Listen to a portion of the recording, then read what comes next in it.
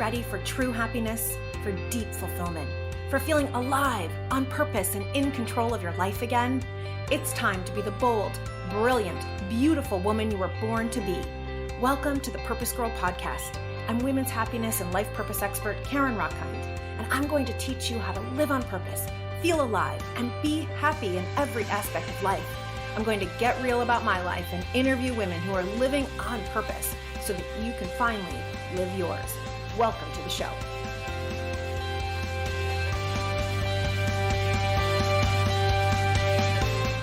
Hello, my Purpose Girls.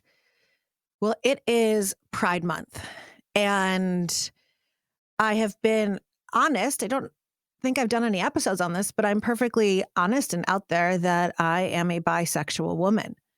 The thing is, I wasn't always out there as a bisexual woman. My first love was a girl, which I know I have shared on previous episodes. But when my best friend, who was a girl, told me at 16 that she loved me, I'm like, I love you too. Like, I had no idea what the heck she meant. And over time, I realized, oh, I really love her. And we had a beautiful, romantic, sensual, sexual relationship that at the time I was way too terrified to tell anybody about. First of all, I didn't understand it myself. And if I couldn't understand it myself, I didn't even know how to talk to anyone, including the therapist that my mom had been paying for. And it's a very different world now.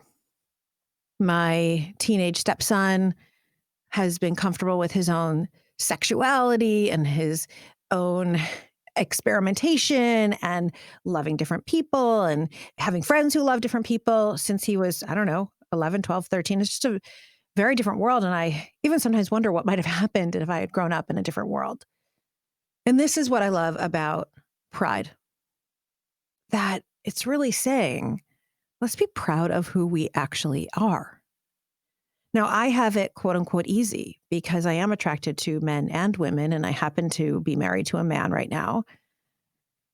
And so discrimination doesn't come at me. I have never experienced it.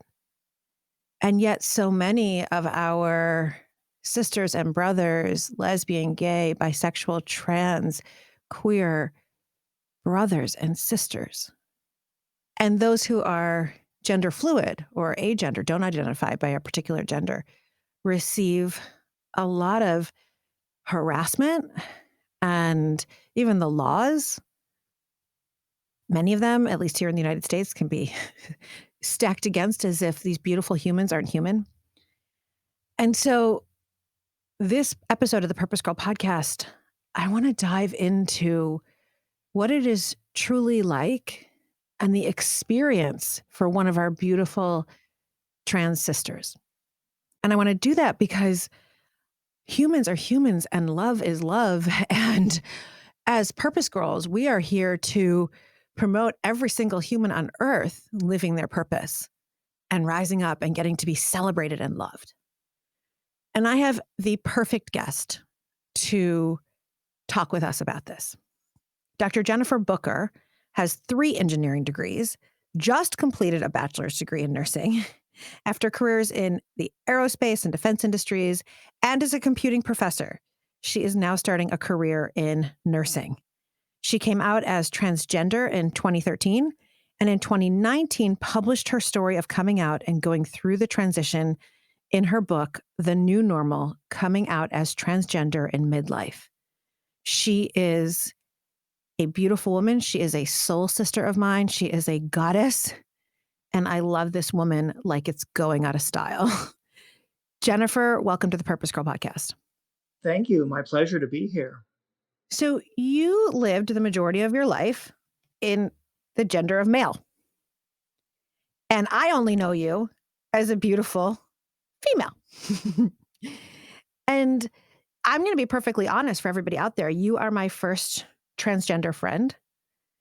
And I so appreciate your book because it helps so many people to understand who haven't been through the experience or don't know the experience, to really come into the humanity of your heart is your heart and who you are is who you are. So maybe we can start at quote unquote, the beginning of how you knew and when you knew, because I know for you it happened later in life, that you were Jennifer. You were a woman. You are a woman. So it started when, oddly enough, I was trying to find better connections for dating because as a child, I was always praised for being really smart and being able to do science and math and all that good stuff. And that's wonderful. And that got me, a lot of wonderful jobs and some good money. And so I kind of missed out on that whole concept of understanding people. And so I didn't date in high school. I, did absolutely nothing social in high school. I just basically hid out and waited for college because I hoped that would be more interesting. And and so I realized that, while everybody else was making all of their first mistakes in dating when they were, 16 or something, I wasn't. And so it actually started in 2011 when I went to um, a presentation at the Fringe Festival in Philadelphia called The Song of the Sacred Whore. Now, I've been pagan since the mid 80s and identified that way religiously. And I thought, well, wow, this is wonderful. I'm all for different forms of recognition of the sacred feminine.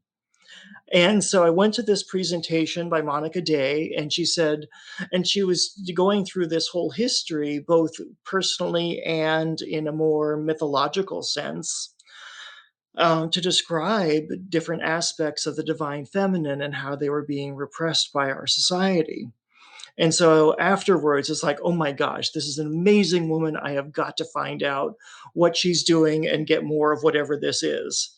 And so the next spring, I started taking workshops with her, and it was focusing on authentic self expression and primarily through writing because that was her favorite medium, but also giving performances of reading some of those things that we wrote and refined about ourselves.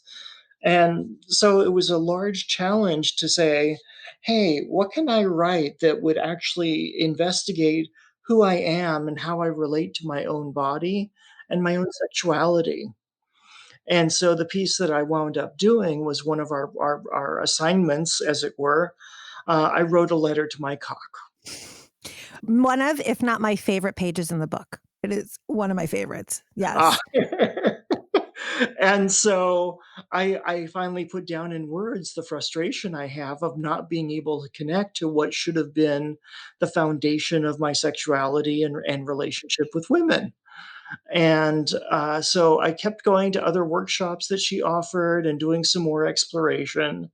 And then at one point she said, "Hey, yeah," I even hired her as a life coach at considerable expense to see if okay, what am I missing out on that's really obvious? And everybody else knows this, but I never learned it because I was a nerd and still am. Um, Well bragged. Well Thank you. bragged. Thank you. I love your nerdiness.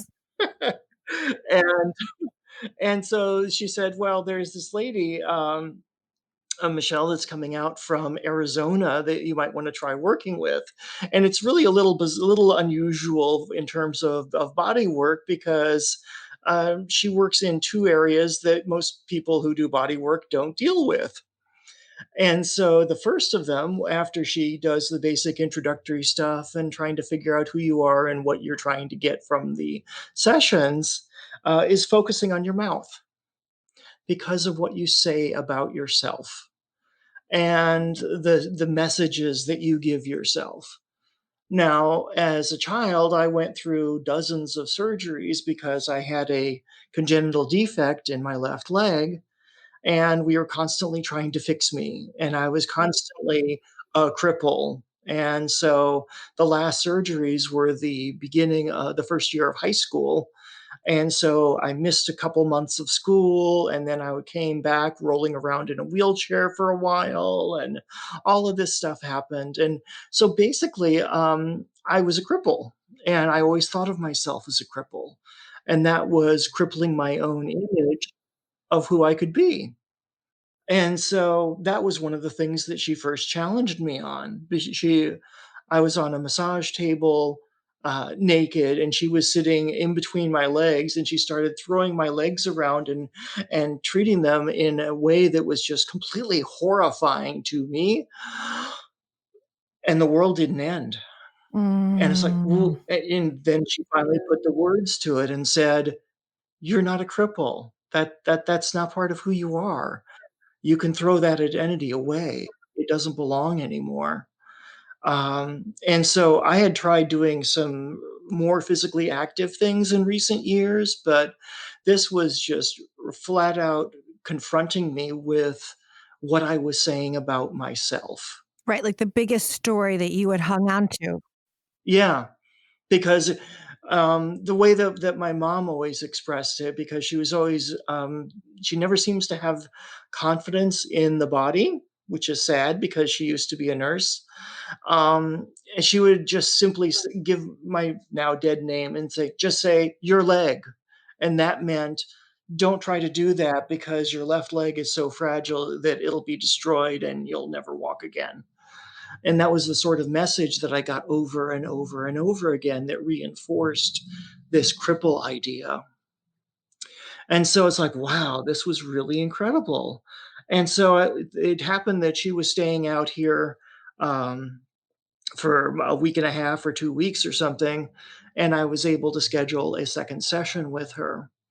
And so we started the session. I was just sitting on the massage table, and she asked me the silliest question I've ever heard in my life. Who are you? Hmm. And I thought, wow, that's really dumb. So I told her my name. I didn't say Like, it. I just called her really what do loudly. you mean? We've met before. Yeah, You worked did on me you before. What do you, forget? right, I paid you dearly for this appointment. You don't even right. remember who I am. You don't remember my name? Yeah. And she said that, and then she left it blank after saying, and sometimes I'm going, and she just left it hanging at the end of that. And it's like, I have no idea where this is going. And neither did she.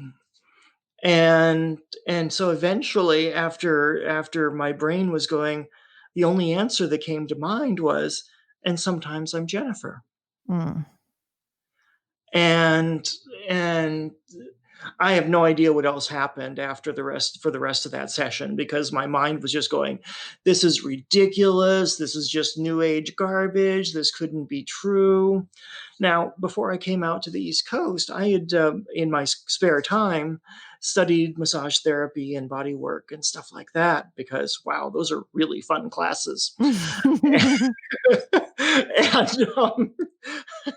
yes, come to class, watch a demonstration, and then half the class gets naked and you work on them, and then you switch places. Yeah, that's a pretty awesome class. Sounds Um, good. and I thought, well, I've seen some people that are really, really out there. The other area that she works in that I left out was that your basic survival. And she works on that by inserting a finger in your anus, because the first chakra, if you're familiar with that system, is all about what you do to survive. And so she focuses on, what did you do in the moment to survive that is no longer serving you? And that's a huge question to ask yourself, because in the moment, we'll do all kinds of weird and crazy things. I survived a 12-year abusive relationship and finally got the strength to get out of it. And in that relationship, I did all kinds of stupid things to survive in the moment. Right. And so um, that's when Jennifer came out. That was April Mm. 2013. And so, of course, I first said, well, I've been praised all over the place for earning engineering degrees left, right, and sideways, and being a professional nerd and all of this stuff. And I kept thinking, oh, this is ridiculous. Can't be true. No way. Not even vaguely possible. Right. And then my bodywork training came into play, and I checked in with my body. And I realized that immediately my shoulders dropped and fell back, and my chest opened up, and I could breathe more easily. And my whole body had just a wave of relaxation going through. And that's how I realized that, uh-oh, this is not some new age BS. This is real. Yeah. This is true. I mean, for anyone out there, when you speak truth to yourself, we're so used to speaking lies to ourselves that we don't even know our lies. But when you speak truth to yourself, you will feel your whole body relax.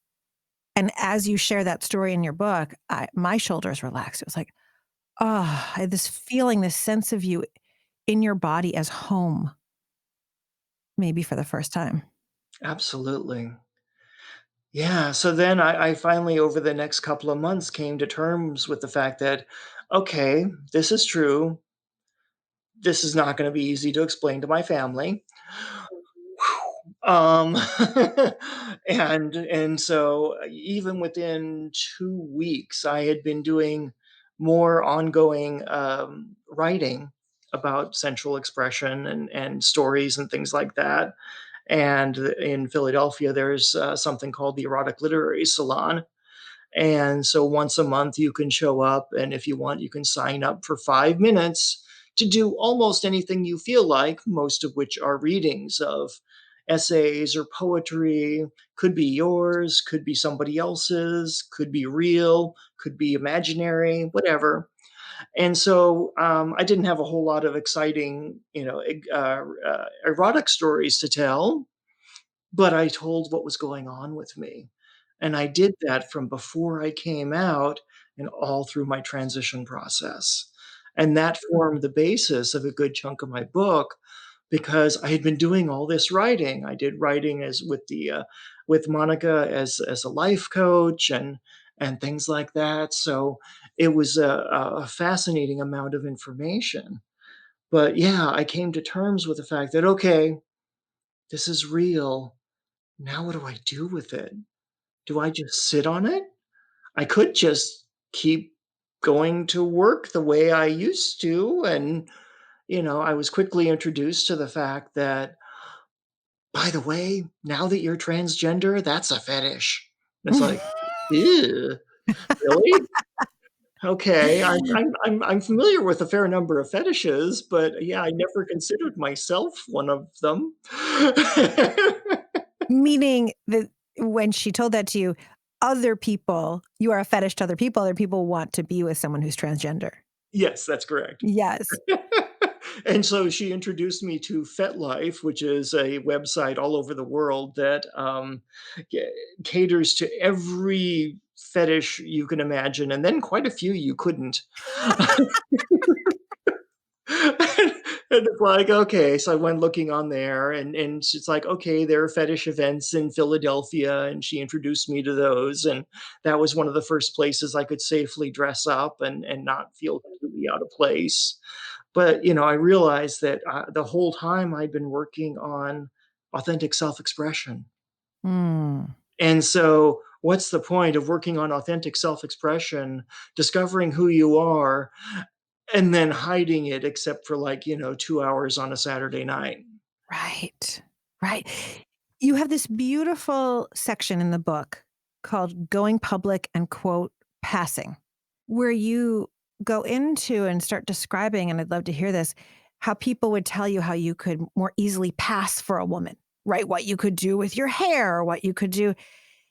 And this was a part that really struck me because it was what you just said. Why am I trying to fix or change to pass? The whole idea is my authentic expression. Exactly. Yeah, because I thought, well, for you can't see this, but I'm quite bald, and, good old gene pool, thank you, mom.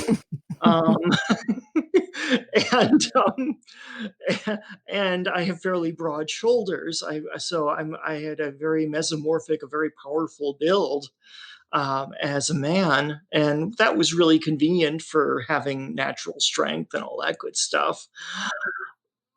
But it's not terribly feminine by the standards of our society. And so I thought, well, some things I could do. I could, get hair transplants, and I tried to learn how to do makeup. And so I mainly do that for theater because, boy, that takes a long time. I've got too many things to do. Why are we putting on makeup every day, ladies? It makes no sense. Like, as I say with lipstick on, but the lipstick, when I wear lipstick, it actually makes me feel sexy. There you go. And There's I'm a doing it for myself, not because Good. it's like to be presentable, but we don't have time for this shit, right? Oh, yeah. I mean, I was, choosing between going to either Sephora or MAC for an introduction to makeup because I literally knew nothing about it. My mom was from the generation where she went into the bathroom and took a shower and did her hair and her makeup and everything else and got completely dressed before she ever walked out the door. And therefore, my first girlfriends were really confused that I was so fascinated to watch them put on makeup. Mm. Because I'd never seen it You had before. never seen it. I barely knew anything about it. It's like I kinda got an idea what mascara is, and lipstick was pretty easy, but beyond that, I don't know. I still don't know. I still can't walk into Sephora because I don't understand what all the products are. My sister is like a Sephora genius, so she can tell me like what I need to buy, but I've never really understood it either. But something so interesting about you, Jennifer, is that as you describe your story in the book, you had so many interests that other people might identify as female or feminine. Right? Whether that was dancing, sewing, and I'm not saying I would, like that society would, becoming a midwife, things that we have genderized, right, in our society and said, well, you're supposed to be this or you're supposed to be this. And so how beautiful. And I'd be curious, when you look back, do you say, oh, well, maybe I did know earlier, or no, just those are not gender activities? I think I was getting hints, but I had been raised in a fairly conservative household, and at the point when I was growing up, mostly say in the '70s, to date myself, um, the only example of someone who was transgender was the tennis player that went to Denmark to get a sex change operation. And everybody just shook their heads and said, wow, that's ridiculous. Why would anybody do that? That's crazy. And so there were no role models. There were barely even any role models for gays and lesbians. I mean, looking back at things like the TV show Laugh In, and I didn't realize at the time, but oh my gosh, that cast was so gay. Holy cow! It's amazing they didn't burn down the set. Mm. And it was just not talked about. I mean, it was a huge deal when Ellen came out, and that's why in my opening story, I wonder what my life would have been like. I mean, I'm not saying that I'm married to the wrong person or any of that, but I certainly could see my life having been different if I had felt like it was okay to love either gender. Yeah, and so maybe if I was being raised now, and kids now are so flexible and accommodating, and it's basically no big deal if you're gay or lesbian or trans or whatever. I was still teaching when I came out, and so my students saw me coming out and changing wardrobe and stuff like that, and they didn't care. Doesn't make any difference to them. Oh, I love this about this generation. Yes. So open, like people are people, love is love. What are we making a big deal? Let's move on, like just wanting to know each person for who they are, including that, but not making it bad or wrong or all about that. Yeah, like there was a TV show, I think it was called Soap, in the late '70s, early '80s, something like that. Okay. Love that show and haven't thought about it since. Continue. This is great. And I believe it was Billy Crystal that was on the show, and he was a token gay character. And I think that was the first show where they actually had someone who was openly gay. Mhm. But it was mainly for comic relief. No, yeah, that was the, "Oh, well, yeah, okay, you're here for comic relief, and that's cute," but it wasn't really exploring anything beyond that.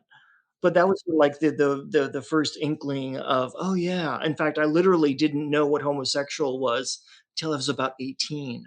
I was that sheltered. Sure. Yeah, nobody talked about it. One of my dad's colleagues was a gay man, and people just made little side comments to each other about, knowing that it wasn't common for him to have a woman in his house or something like that.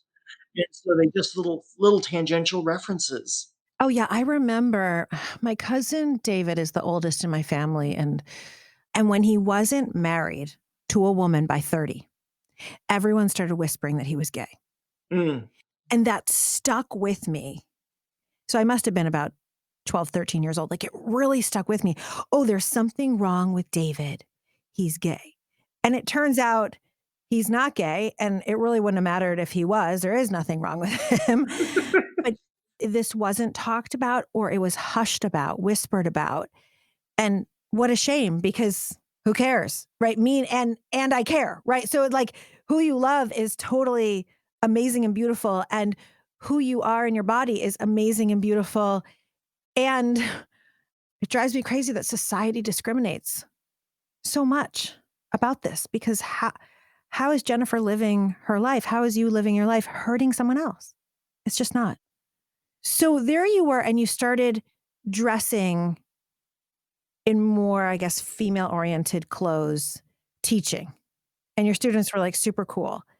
And were you then feeling more comfortable in your body? Like, oh, and in your clothing? Was it fun? Was it scary? What were you experiencing?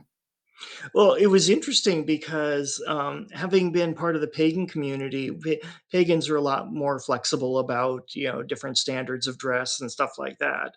So, years ago, like in the '80s, I was at a pagan festival in Wisconsin, and there was a little old lady from Omaha, Nebraska, and I bought a tie-dye cotton gauze skirt from her. And it's like, "Oh my gosh, this is so amazing that I have a skirt and I can wear a skirt and it's really fun, and I like when it rubs against my legs, and it's awesome." And of course, that's something you only did in a pagan environment because most people would look at you kind of funny if you did that. And because at the time, your gender was male. Absolutely, yeah. And so I still had no idea that anything else was going on. But then fast forward to the beginning of 2013, interestingly, right before, I came out to myself, there was supposed to be a Lady Gaga concert in Philadelphia, and I paid a dear price for a very good seat because it was Lady Gaga, and why not? And then I thought, "Oh my gosh, what am I gonna wear to this concert? What would do justice?" And I thought, "Oh, I'm gonna wear the tie-dye skirt." And then I was trying to think of what to go with it and all this other stuff. And then I thought, "No, I could do something different. I could do something different." I mean, she's not really that much of a hippie vibe. Um, I maybe a tutu. I've been Ooh. dancing for a while. Maybe a purple tutu would be awesome. Mm. And I was trying to figure out what to wear with it, and it's like, okay, so I searched around, and I'm pretty good sized, I'm over 200 pounds, so it was hard to find something that was off the rack that was a purple tutu, but thank goodness for eBay and custom-made clothing. And then, even though I had found this for that concert, which incidentally was canceled because she got sick a week before it, Hmm. I started going on the internet and looking for other skirts. And I'm watching myself sort of like an anthropologist watching this behavior and sort of trying really hard not to analyze myself too much. And I was looking around for other skirts and I'm going, and then I wound up buying some of them. And I'm thinking to myself, this is stupid. Why are you buying these skirts? This makes no sense at all. And And it's like, well, yeah, you got the tutu for Lady Gaga. That's not what are you doing buying skirts? And so that was sort of the final straw that helped Jennifer come out was the fact that I was either looking for decidedly, female clothing in that sense, or what is it, American Apparel. Hmm. I was looking specifically at things that were listed as being unisex. And it's like, that's interesting right before coming out as transgender. Um, Telling, telling. a little foreshadowing here in this Mhm. story. Um, but, um, but yeah, it was a difficult process to look at. The funniest part was that when I was on my office when I was teaching was on the same floor as most of the staff people for my college. And so I would see a lot of them, and a good number of them, over half were women. And so I started, putting on a blouse instead of a polo shirt or something like that.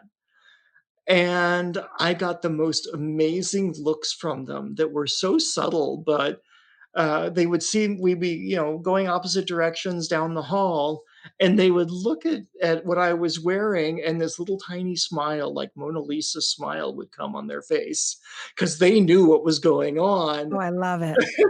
And a friend of mine who was very into fashion, um, was later talking like 6 months later as my wardrobe kept getting more and more feminine. And she was talking to one of the upper managers in my college, and she said to him something about, well, that Jennifer's been wearing more and more feminine clothing. He hadn't noticed. He was clueless. Absolutely. I had had conversations with him in person, face to face. He had no idea that my wardrobe was changing at all. So it's like, yep, okay, most men don't pay attention to fashion. Right. Right. So what am I so worried about? But this is Jennifer, was brave. Even if they really didn't notice. I can only imagine the amount of fear that comes up, the amount of trepidation. And frankly, you are one of, if not the bravest person I know. Because then to make the decision, no, I'm going to listen to my inner truth, my inner knowing. I'm going to dress as pleases me, as makes me feel good, as lights me up. I'm going to express in the world in what feels authentic and good. And then you had the courage to have surgery. I mean, this is an incredibly courageous act to follow your truth. Yeah, it was like I said, and it was part of, well, authentic self-expression. So the wardrobe started changing, and then I started thinking, when I first came out, I said, "Oh yeah, there's no way I'd go through surgery. No, no, maybe some hormones, that's fine, but with surgery, no, that's not going to happen." I was incorrect. I changed my mind. Um, so after I had been switching my wardrobe over very slowly, and I realized that, I made sure that, oh, not only the school I was teaching at, but also the city of Philadelphia had laws or rules on the books that said you can't be discriminated against for your gender identity, which is what would protect transgender people. And so it's like, okay, is it relatively safe? Am I just going to get fired on the spot if I come out as trans? No, not according to that. And so that was part of what I had to go through before I even started switching the wardrobe to make sure that it was relatively safe to do that. Oh, I mean, I cannot even imagine. Can we pause here? I want to pause for a second. I want everyone to imagine, because this is what I'm imagining. If I imagine that tomorrow I said, I'm going to have short hair, and that feels authentically me. I'm going for it. I'm buzzing it all off.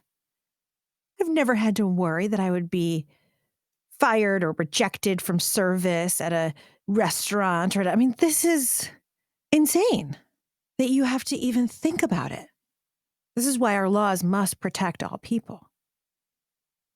And so I just want everyone to think about that, because one of the things that holds us from living our purpose is the fear of being our authentic self, that we will be rejected, not loved, harassed, made fun of, judged, etc., if we are our authentic self. And this is why I say that you're so brave. And so you look into the laws, Jennifer, it says you're good. They cannot fire you. At least openly.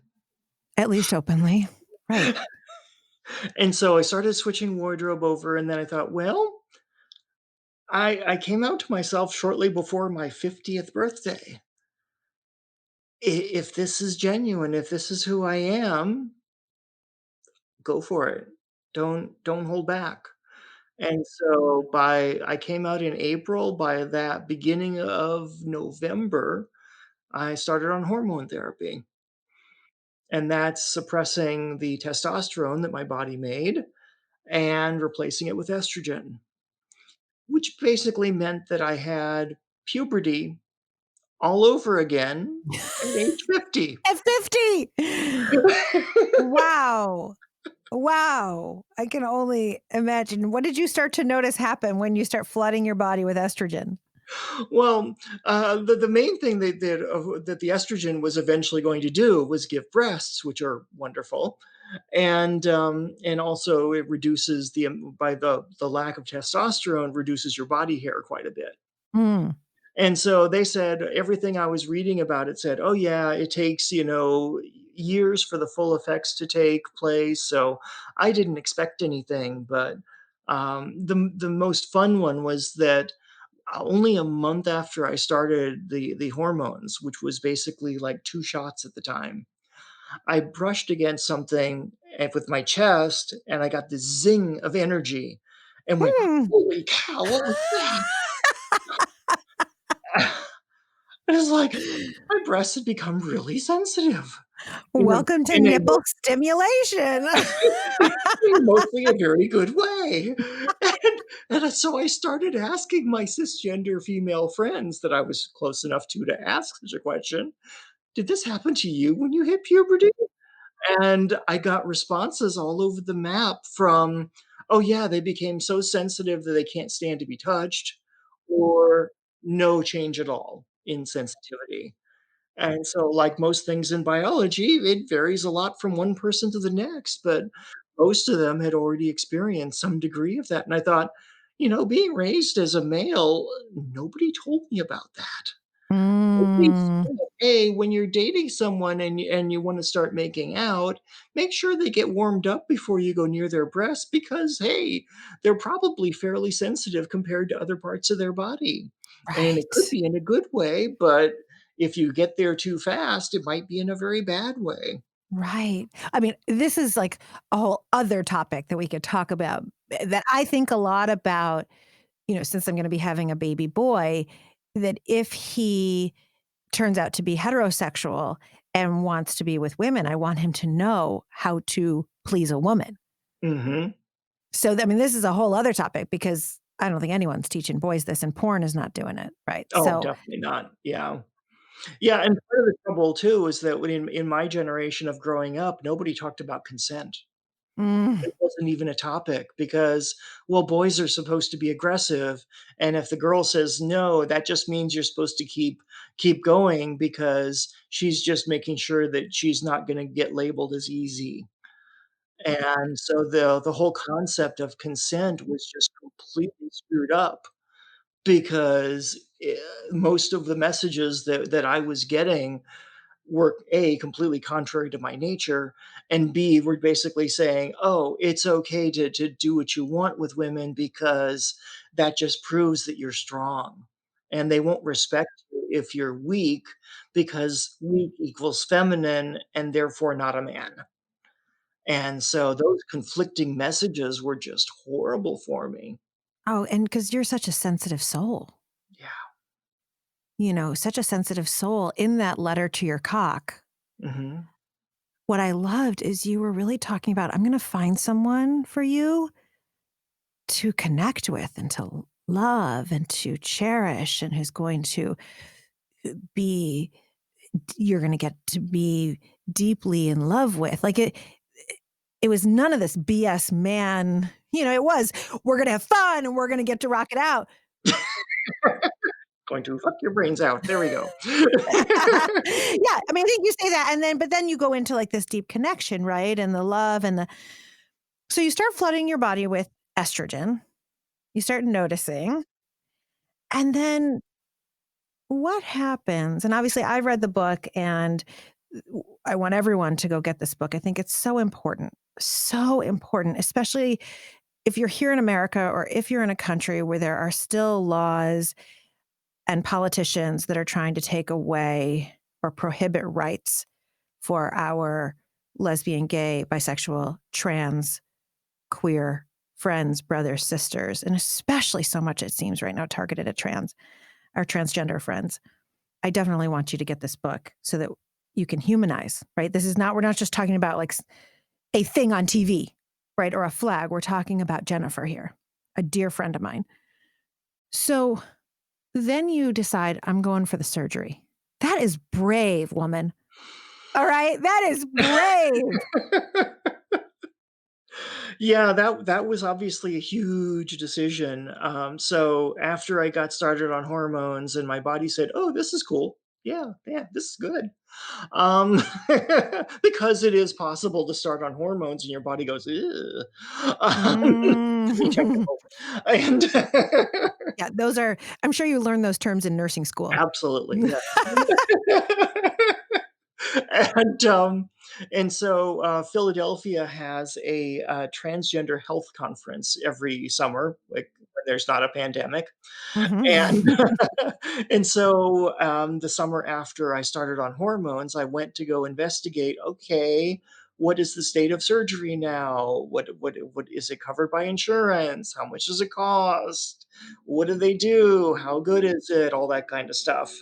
And went to two presentations, which were basically saying the same thing, from two different doctors that performed that kind of surgery, which occasionally is called gender reassignment, gender confirmation, and of course used to be a sex change operation, which sounds a little more barbaric. Mhm. Um, and it's not correct. And so I went to the health center that I've gone to for the queer community, and I said, "Okay, I'm considering getting surgery." And they gave me a list of 5 or 6 doctors, and some of them were really far away, like Florida. And it's like, if I'm gonna go to Florida, I'd go to San Francisco to the lady I saw speaking who gave a really nice presentation. But there was also one of them who was right around the corner, literally probably not more than 5 or 10 miles from my house. Whoa. That convenient works. Yeah. That's And like serendipitous. The universe yeah, really saying, Jennifer, it's right here, here, it's around the corner.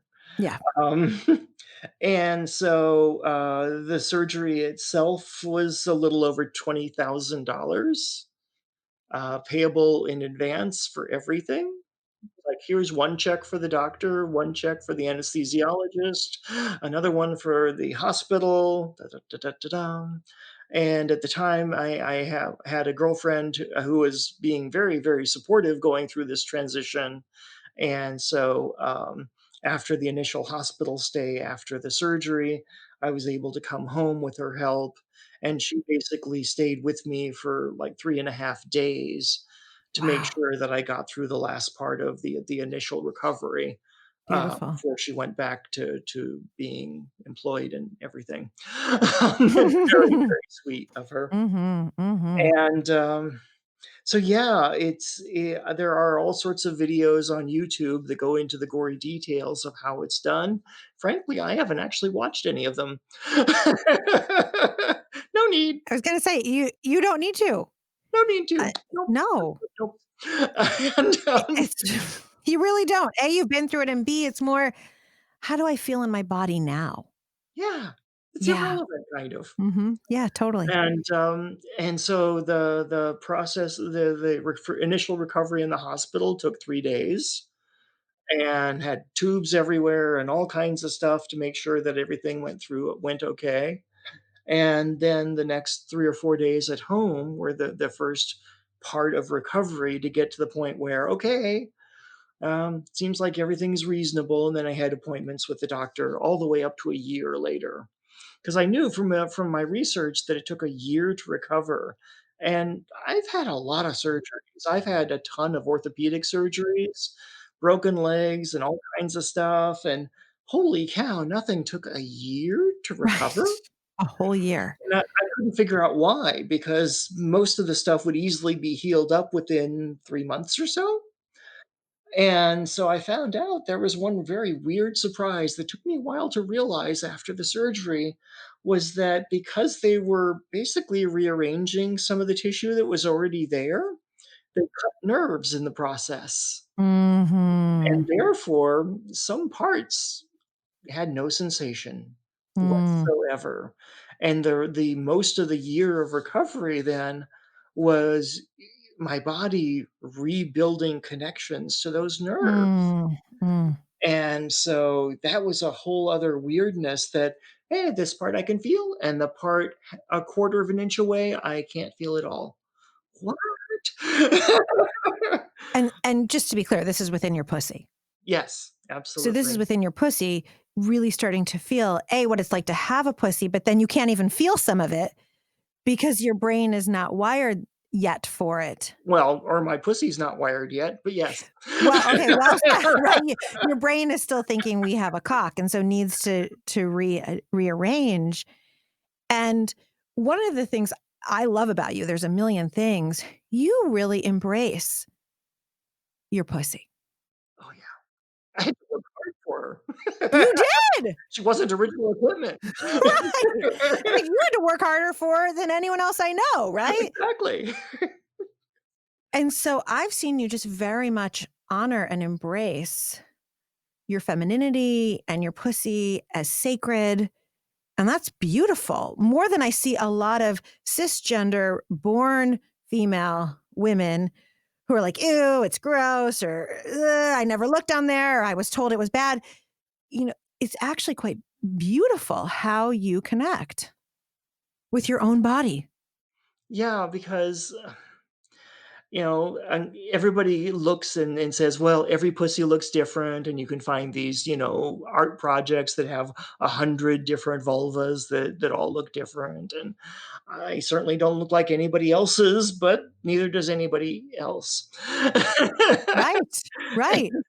And so it was weird because I got to go through a lot of traditionally female experiences for the first time as a very aware adult, just like going in to see the doctor and putting my feet up in those little stirrups and then move your hips down toward the edge. Yeah, welcome to our world, darling. Oh my gosh.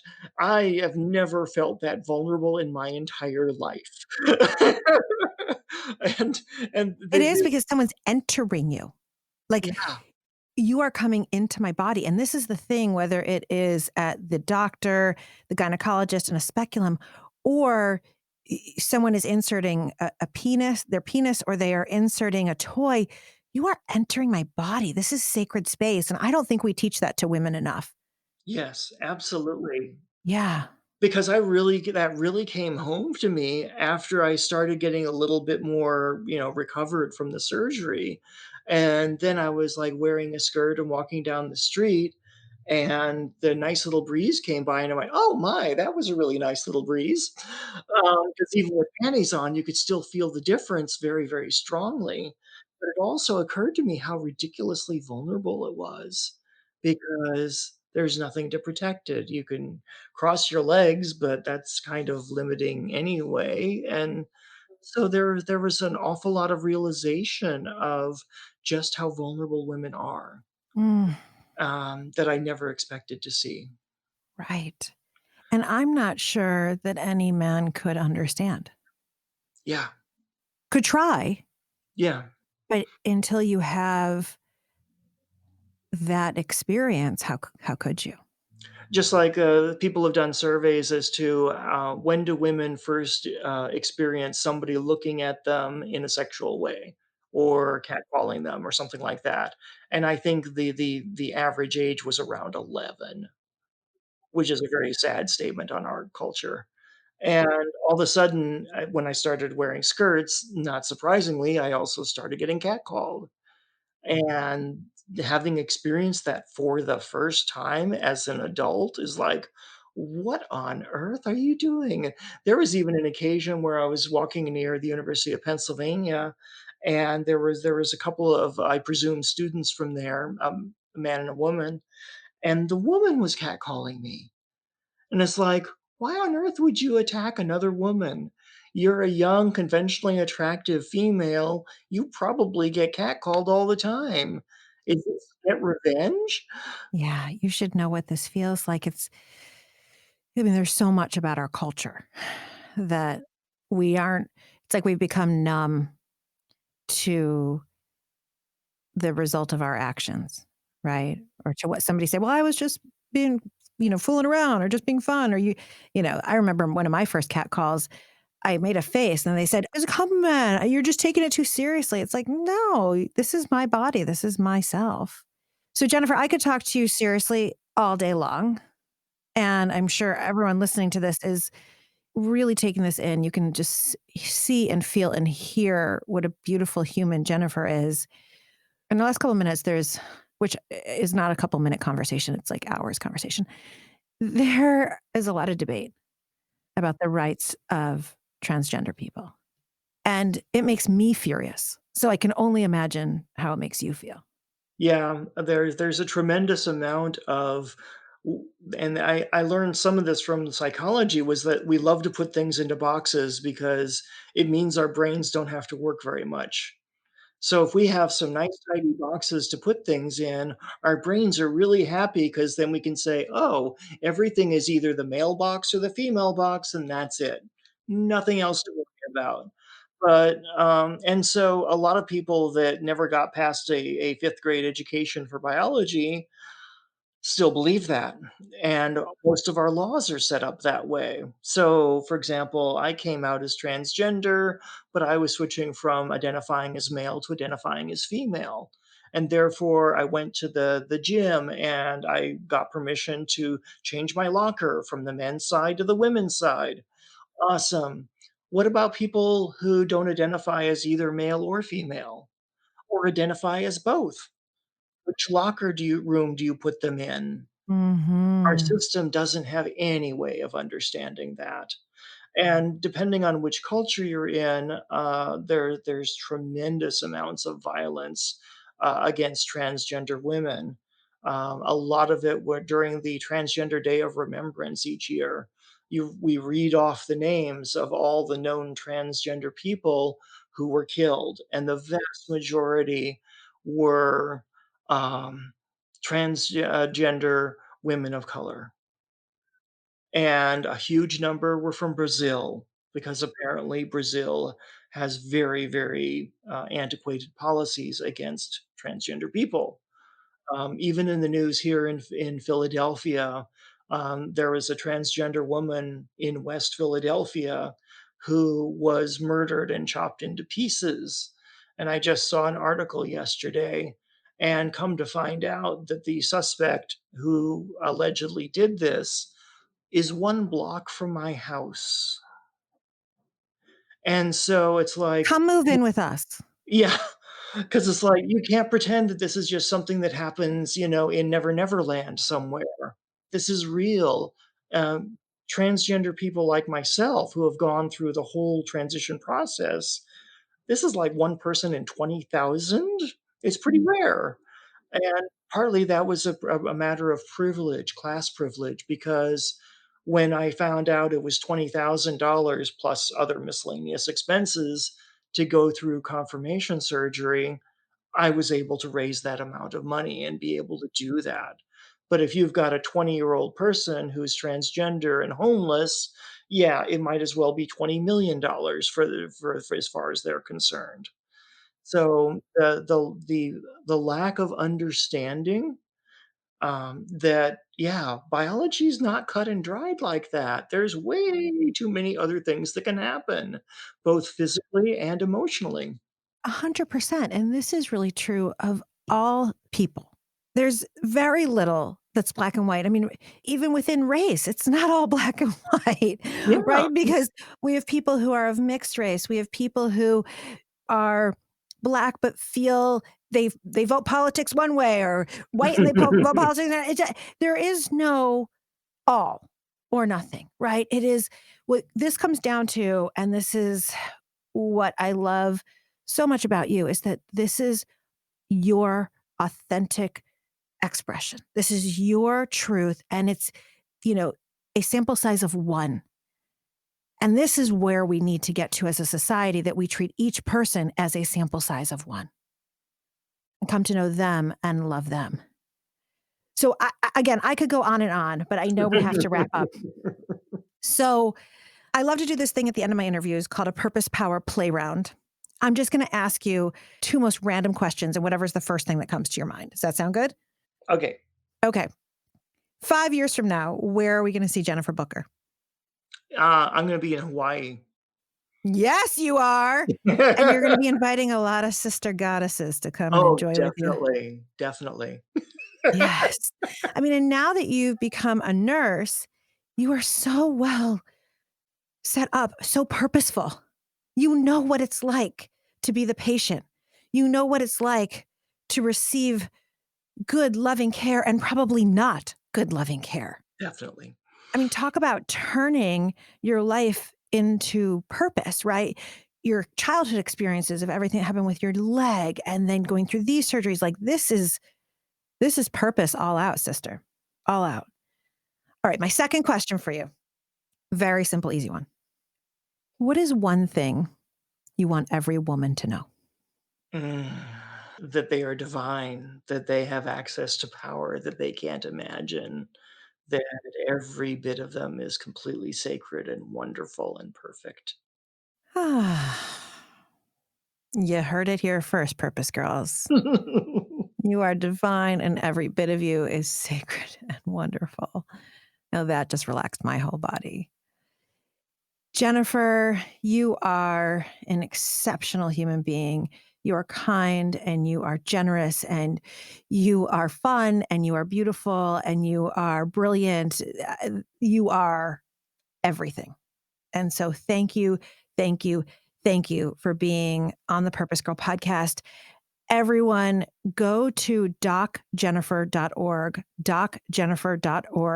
to learn all about Jennifer's book, The New Normal, Coming Out as Transgender and Midlife. Of course, we have the link in our show notes. You also can get the book on Barnes & Noble and Amazon, and we have those links in the show notes as well. Obviously, this is a captivating story, and there's so much that we didn't even get into. So much, so much. Thank you so much.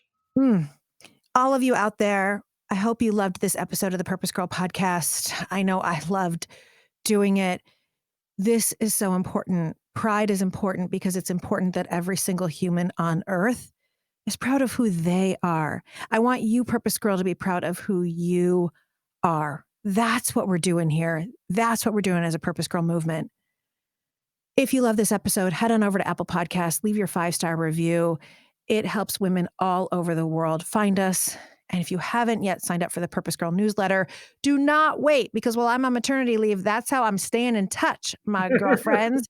So you want to make sure that you are on there. You just go over to purposegirl.com and sign up, and you'll also get your free Living on Purpose guide when you do. Of course, share this podcast episode with every person you know. It's so important, because that is how we change the world, one woman at a time. And with that, my love, may you live purposefully. May you love yourself. And may you love life. Bye for now.